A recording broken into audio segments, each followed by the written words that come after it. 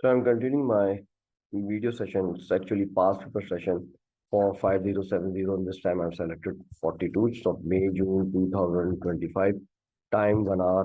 It's alternative practical. I'm not going in the other details. The total mark is 40. You can use calculator. Your table is not provided in the paper. The important point is that you will be provided with the notes for use in qualitative analysis like this one. This will be provided to you. You can use this later on for the in the questions. Okay, here's question number 1. The student investigates how the solubility of solid potassium nitrate varies with temperature. The student puts 100 centimeter cube of water into a beaker at room temperature, measures the mass of the beaker of water, adds some potassium nitrate to the water, stirs the mixture until all the potassium nitrate dissolves, repeats steps 3 and 4 until a small amount of undissolved solid remains in the beaker. Measures the mass of the beaker of water and potassium nitrate, repeats steps 1 to 6 using water at different temperatures. Calculates the mass of potassium nitrate dissolved in the water at each temperature. So A, part 1, the student does not make an important measurement, state the measurement that the student needs to make. Definitely, the student needs to measure the initial temperature of water before proceeding.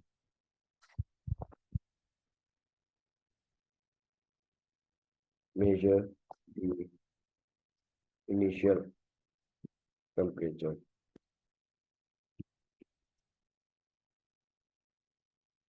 of water. Part 2. The student's results are shown in table 1.1. So here's some result. Results are at temperature 15 degrees centigrade. They didn't mention the room temperature. For the room temperature, it can be between like 25 to 28 degrees centigrade. At 35 degrees centigrade, 55 missing there, 75 and 95. Estimate the mass of potassium nitrate dissolved in 100 centimeter cube water at 55 degrees centigrade. This is a bit difficult. And the marking scheme, there's a range like it should be between like 80 and like 120. So what I'm going to do, I'm going to find the difference between these two. Like at 15 degrees centigrade and room temperature, the difference between these two, and it is 31.7 minus 26.4, 5.3 grams. What about the difference between these two? 54.9 minus 31.7 is 23.2. So what if I'm going to add 23.2 to 54.9? But the point is that the difference between 25 and 35 degrees centigrade is of 10 degrees centigrade. The difference is 10 degrees centigrade if I will consider the room temperature 25. So first we will multiply 23.2 by 2 and then we will add this to 54.9 in order to get the mass for 55 degrees centigrade. What we will get? 23.2 multiplied by 2, 46.4. So add this 46.4 to 54.9. So it becomes 101.3. 101.3. So the marking key, it suggests between 80 to 120. So I think you can manage it. It's not that difficult. You can manage it. Should be 101.3.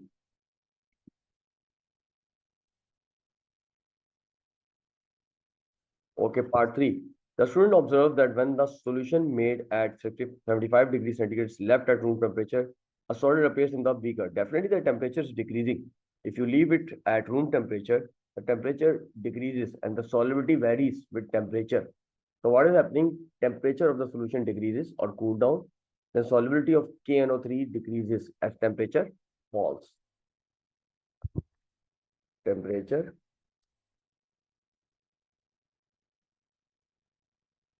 of the solution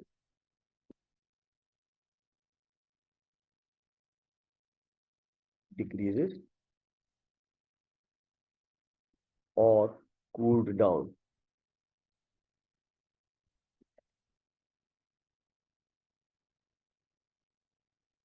Solubility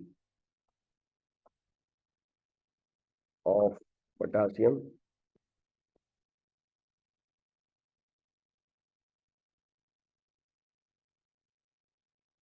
nitrate decreases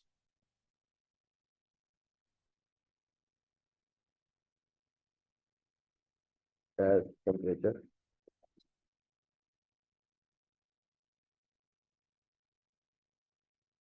falls. His part B suggests why the student does not do the experiment at 115 degrees centigrade. Definitely, you know the boiling point of water is 100 degrees centigrade. You can't do this. So you write water boils at 100 degree centigrade. Part C. Explain why the method the student uses gives a higher value for the solubility than the true value. Because some of the solid does not dissolve, just simply the reason.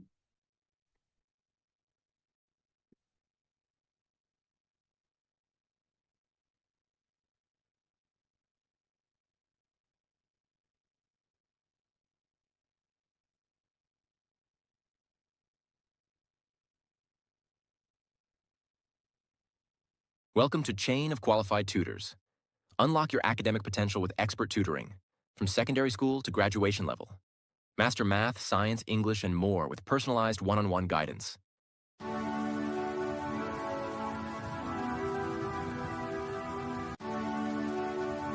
Call or WhatsApp for a free demo session.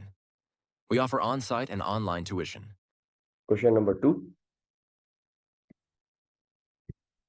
Solid W is an is an impure organic acid, H3A. A student determines the mass of H3A in a sample of W by titration with 0.1 mole per dm sodium hydroxide. Anyway, the student, step 1, places a sample of W in a beaker. Step 2, uses a measuring cylinder to add 100 centimeter cube of distilled water to the beaker. Step 3, stirs the mixture until the solid is fully dissolved. Step 4, labels this mixture X. Step 5, pipettes 25 centimeter cube of NaOH into a conical flask and adds 5 drops of thymophthalein indicator. Step 6, fills the burette with X. Step 7, adds X to the conical flask until the solution just changes color. Step 8, repeats this titration 2 more times. Explain why it is important to use distilled water and not tap water for the experiment. Definitely, the tap water, it contains impurity. That's why we use distilled water. Distilled water is pure water. So you write tap water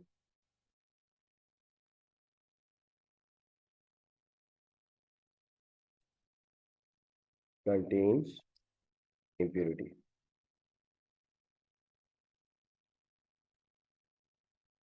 Next part B. Figure 2.1 shows the initial and final period readings for titration 1. So for the initial reading, it's 4.2. And for the final reading, it's 23.8.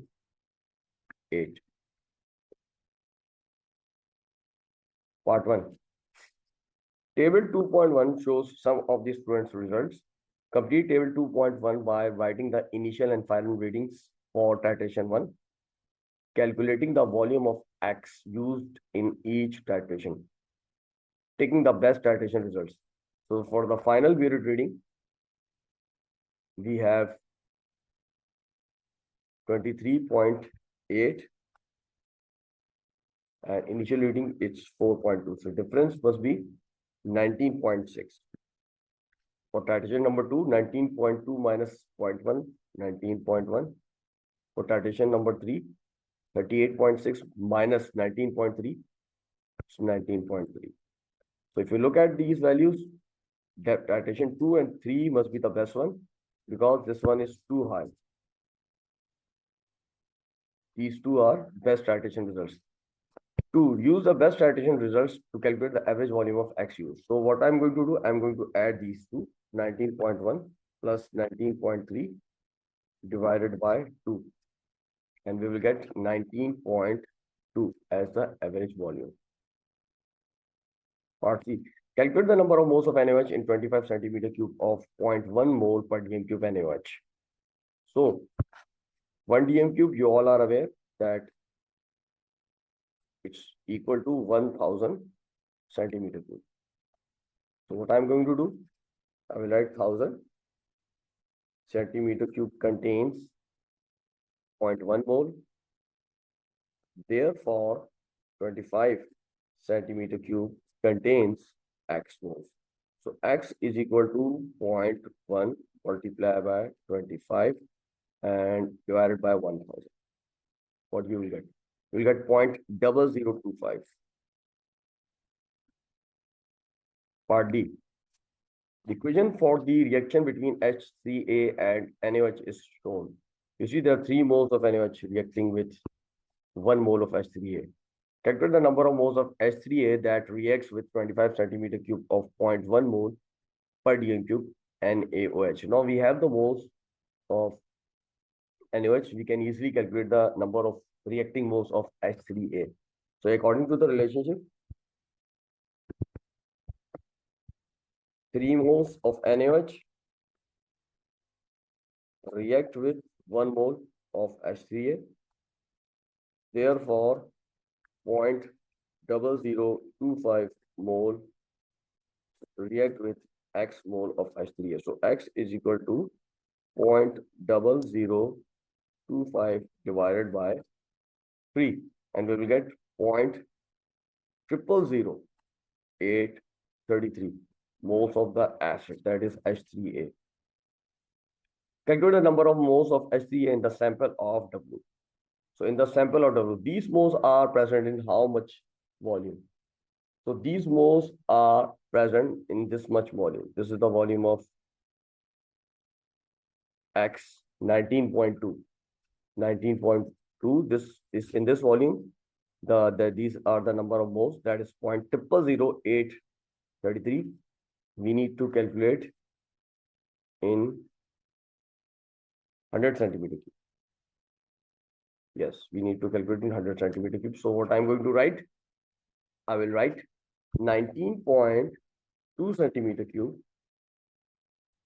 contains 0.000833 moles. Therefore, 100 centimeter cube contains X moles. To the cross, you will get X is equal to 0.000833 multiplied by 100 divided by 19.2. So answer will be 0.00433. F. The relative molecular mass of H3A is 210. Calculate the mass of H3A in the sample of W. So if 1 mole,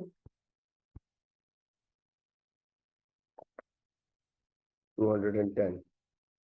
Therefore, 0.00433 moles.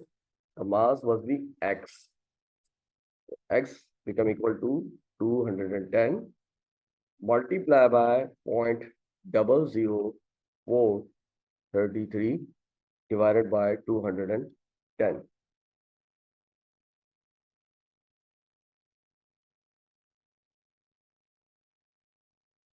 Sorry, divided by 1, not 210.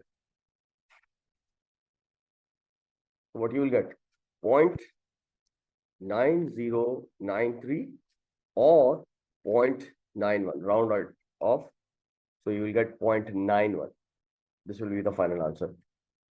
G, in step 2, a measuring cylinder is used to add 100 centimeter cube of distilled water to the beaker. Explain why using a measuring cylinder makes the volume of distilled water used inaccurate. Suggest an improvement.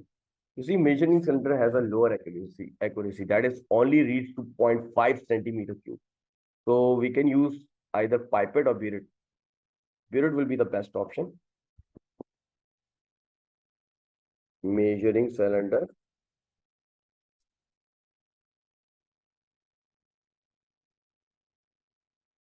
has a lower accuracy. That is, only reads 2.5 centimeter cube. So use pipette or purity. Part H. Before the student does step 6, the beard is rinsed with distilled water and then with X. I'll explain why the beard is rinsed with distilled water. Definitely, you need to remove impurities before proceeding it for an experiment. To remove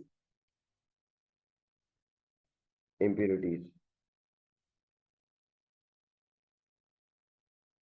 Part 2, suggest and explain the effect on the titration results if the beard is not rinsed with X after rinsing with distilled water. The titration result, what will happen to the titration result? If you will not rinse it with X, then you will have some water, distilled water present in the beard. This will dilute the concentration of X. And this will also affect the titration result in the way that the titration result increases. Because if it becomes dilute, you will need more volume. So titration result increases. Titration result increases. For the explanation, what you are going to write? That concentration of X decreases or water will dilute X.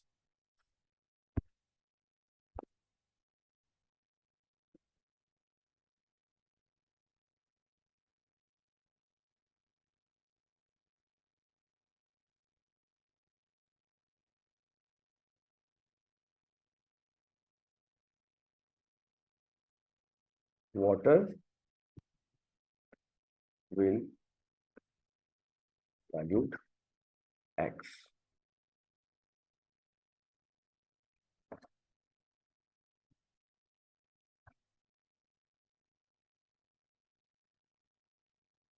Moving to next question, which is question number 3. A student investigates solid A and aqueous solution B. Solid A is a metal carbonate. Solution B contains only one cation and one anion. The student does a flame test on solid A. A part 1, describe how to do a flame test on solid. So these are the procedures you have to follow. Dip, splint or wire. Dip, splint or wire, or you can even use rod into solid A. Then put this splint or wire or rod into blue or roaring flame. And you can observe the color. 2. The student observes a blue-green color in the flame. Identify the cation. You look at the list, blue-green color, the flame test, the color for Cu2+. So I'm going to write Cu2+ or Cu+2. Part B. The student adds dihydrochloric acid to A, an aqueous solution C, and a colorless gas are formed. Now we know that solution A, that's A, it contains Cu+2. And it is what? It's a carbonate. It's a metal carbonate. It must be copper-2 carbonate. Copper-2 carbonate. Now, when we describe the observations the student make, describe the chemical test and the positive result used to identify the gas formed. So whenever you get acid with metal carbonate, these will be some common observations we observe, that is solid dissolves. You can write solid, dissolves or disappears. Solid, dissolves or disappears. As it's a metal carbonate, so there must be carbon dioxide produced. And we can see this by fizzing or bubbling. Fizzing or bubbling. You can even write or effervescence.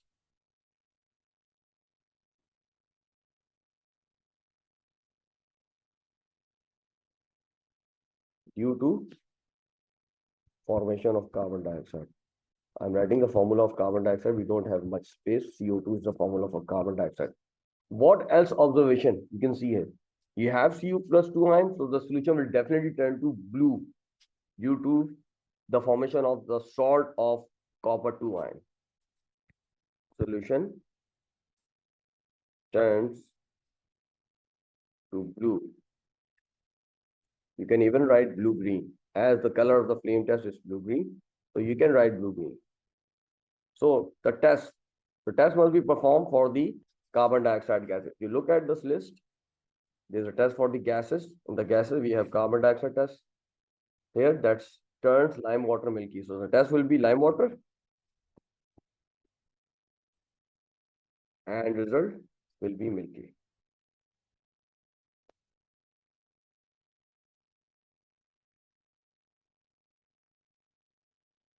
Explain how the student knows when the reaction has finished. Definitely bubbling or effervescence stops. Or you can even write no more solid dissolves. No more solid dissolves or effervescence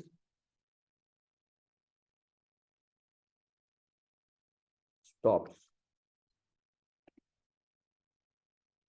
C. Explain how the student uses aqueous ammonia to confirm the metal ion present in C.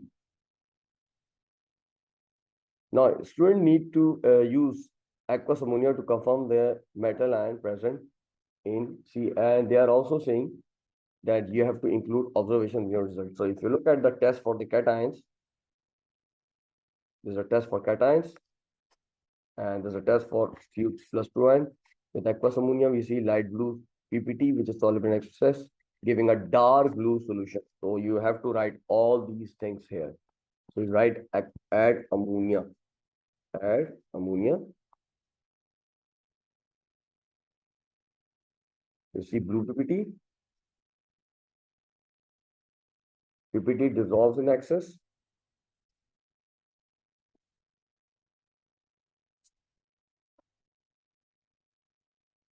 Excess of ammonia.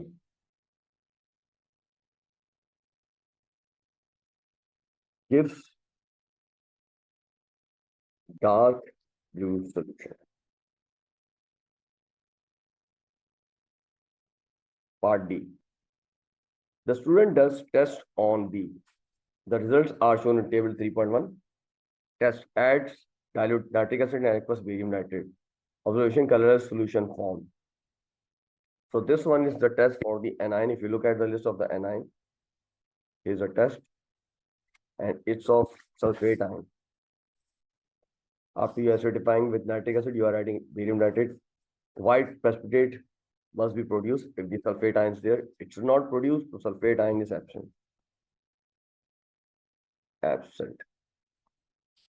Adds dilute nitric acid and aqueous silver nitrate. Green precipitate form. So if you see the test for the halide ions, that's chloride, bromide, and iodide. Bromide will give green precipitate. If you acidify the sample with dilute nitric acid, then add aqueous silver nitrate. So it must be Br minus present. Last test, adds aqueous sodium hydroxide and aluminum foil, then warms the mixture, colorless solution form. This test is for the presence of this nitrate ion. See, sodium hydroxide and aluminum foil. So ammonia produced, which means that it will give the test for the ammonia gas. So nothing is formed here. The colorless solution is formed, so you write NO3 absent. Identify the N ion in B. So it must be bromide or Br minus. Br minus of bromide ion.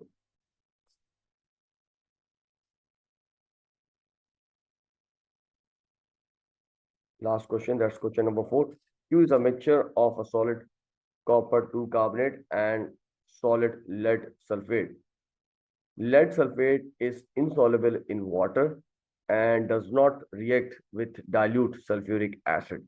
Copper 2 carbonate is insoluble in water. It reacts with dilute sulfuric acid to form copper 2 sulfate solution. Plan an investigation to obtain pure copper 2 sulfate crystals and pure lead sulfate solution from sulfate solid from Q. Your plan should describe the use of common laboratory apparatus, dilute sulfuric acid and Q. No other chemicals should be used. Your plan should include the apparatus needed, the preparation of copper 2 sulfate solution, the method to obtain pure copper 2 sulfate crystals, the method to obtain pure lead sulfate solid, how to test that the lead sulfate is pure. You may draw a diagram to help answer the question. So if you look at this, there will be 5 sections in this. 1, 2, 3, 4, 5. And the total mark for this paper, for this question is 6. And they gave us the space also for label diagram, for diagrams. They have already mentioned you may draw a diagram to help answer the question. So 1 mark from each section. You can get 1 mark from each section and any one other mark.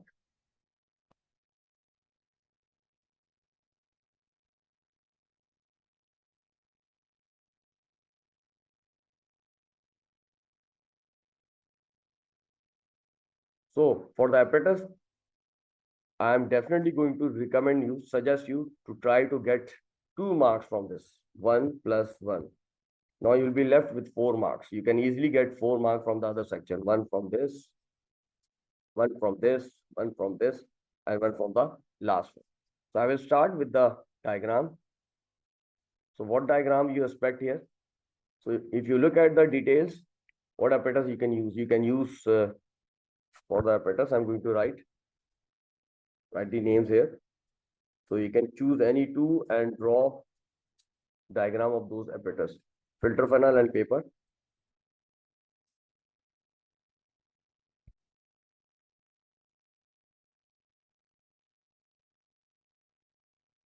Container like beaker,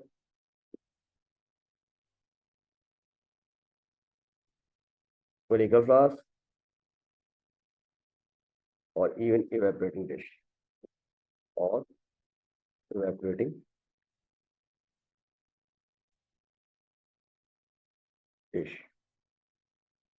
So for heating purpose, you can use Bunsen burner,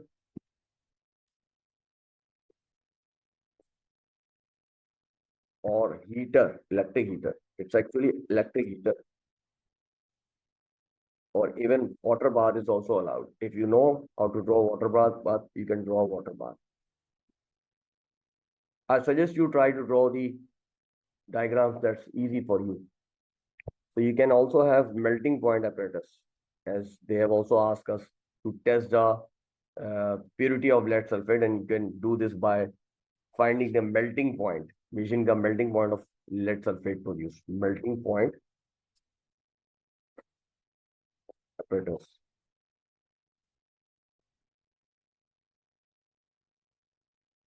So now I'm drawing the apparatus.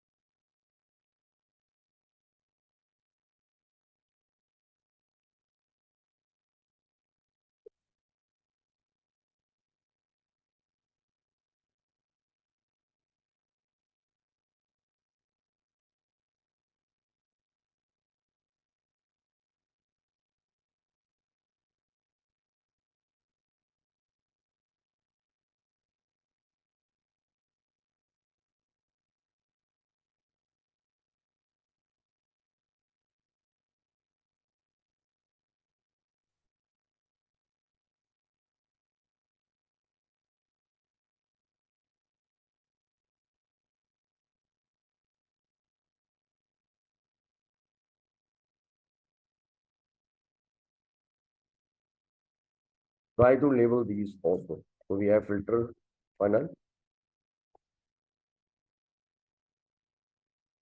plus filter paper. If you want, you can show the paper like this. Then you have beaker. This one is conical flask. This one is Bunsen burner.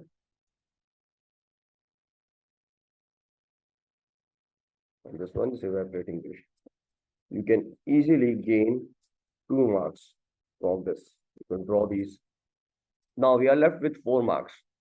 Coming back to this question, preparation of copper sulfate solution. How are you going to prepare copper sulfate? Prepare copper sulfate. So you have to add excess of acid to the mixture. Mixture is Q. Add excess of the acid, and acid is sulfuric acid. So you write add excess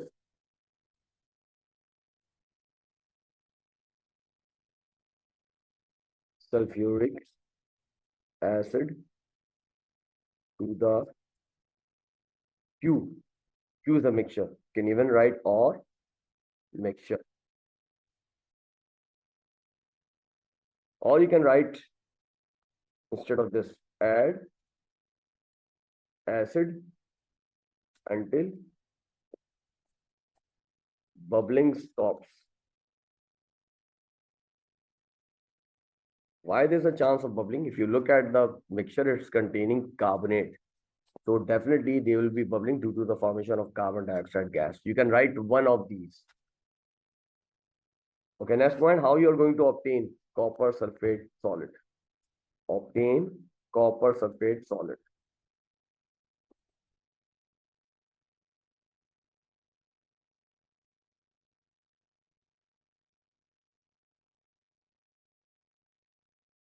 Heat or evaporate the filtrate. Heat or evaporate the filtrate till saturation point. So I'm going to write till saturation. Cool or crystallize. Cool or crystallize. The last one, you can write description of drying. If you want to write the description of drying, you can write and dry. Yeah. So any one of these. Now let's come back to lead sulfate. I want to obtain lead sulfate solid. Obtain lead sulfate solid. If you look at the question again, you have already mentioned lead sulfate is insoluble in water and it does not react with acid also. So it remains like as it is. So what I'm going to do, I need to filter the solution. Filter the solution. After reaction with acid. After reaction of acid, reaction of Q with acid. We are reacting the mixture, Q. Then what else you can write? Wash and dry the residue. Wash and dry the residue. We need to wash and dry it. When we are washing it, you have to wash it with distilled water. You need to write with distilled water. Don't go outside this line whenever you are solving this paper. Keep yourself in the line. Whatever you want to write, write down in this line. So last but not least, how you're going to test the purity? Purity of lead sulfate. Test the purity of lead sulfate. Measure and compare the melting point of residue. Measure. You have to compare with the pure sample. Measure and compare the melting point of residue. Thanks for watching. Press like and share my videos. For more videos, subscribe to my channel, press the bell icon.